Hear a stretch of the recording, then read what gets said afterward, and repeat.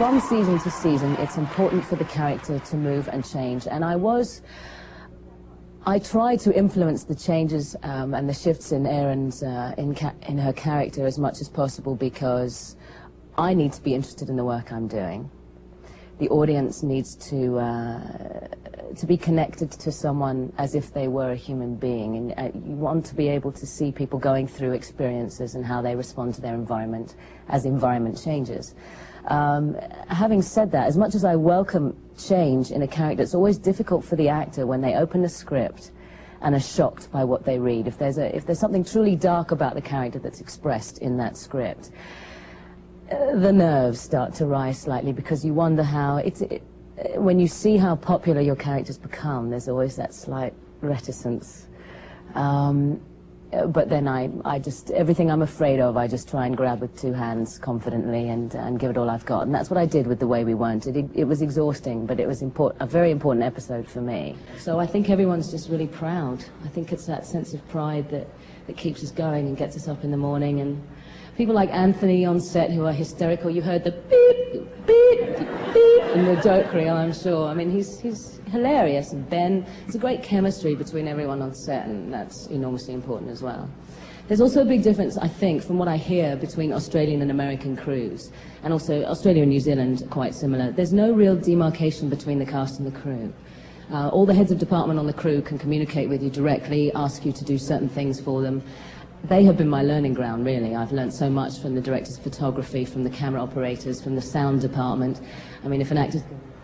There we go. So it comes from them. A lot of the time,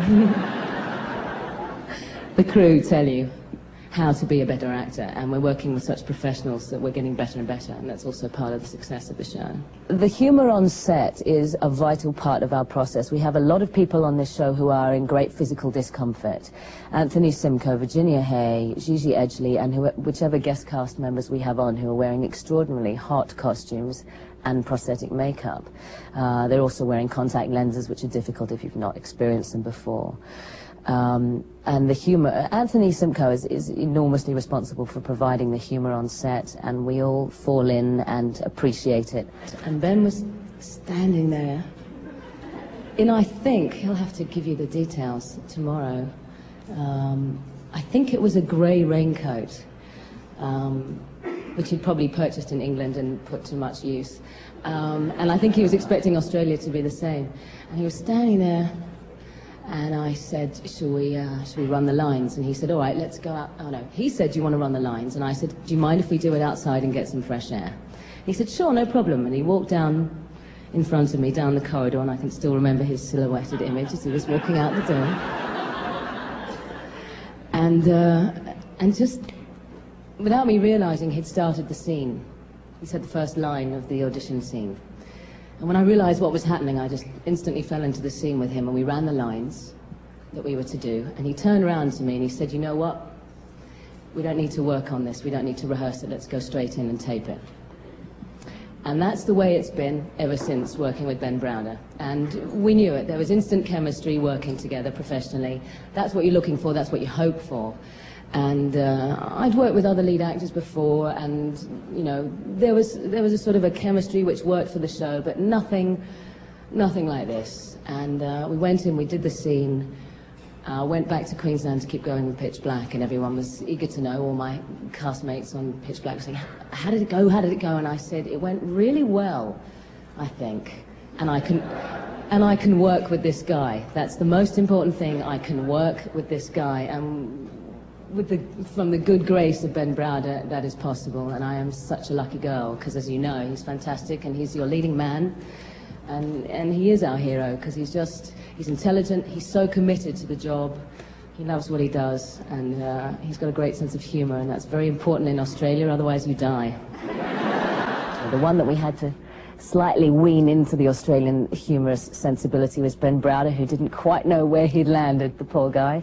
And I think the humor that we have on set has informed the program, and I don't think FarScape would be the show that it is were it made in a studio in Los Angeles. I think that there's something about the irreverence.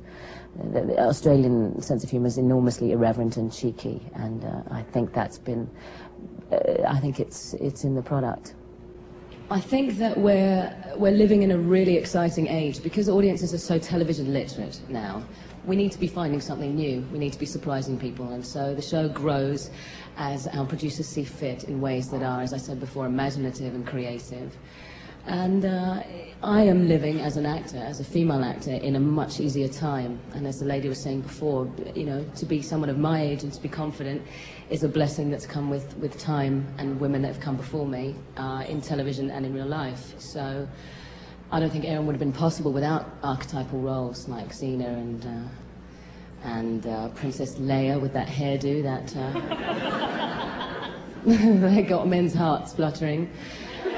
Sigourney Weaver, characters like that. I mean, science fiction is also a genre where stronger women survive. And not only that, they kick ass. So. Yeah! And that's what we do on FarScape. We walk onto a spaceship and say, pilot starburst. It's like being a kid again.